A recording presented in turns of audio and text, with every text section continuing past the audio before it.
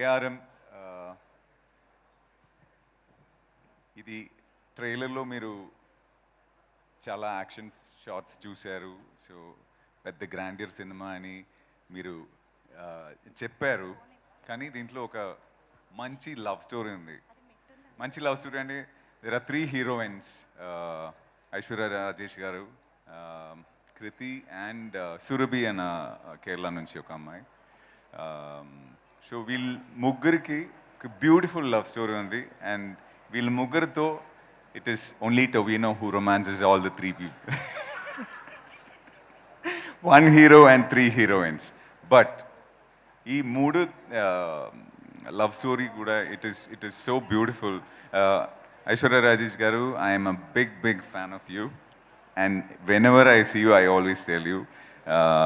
ఈ ట్రైలర్లో ఒక షార్ట్ ఉంది, you know, and it's just a reaction. I'm a fan of that, okay? And every work of yours, it's amazing. You justify it. And Kriti, I know Upana had given you a big space. కానీ ఈ సినిమాలో లక్ష్మి అనే ఒక character కృతి గారు చేశారు.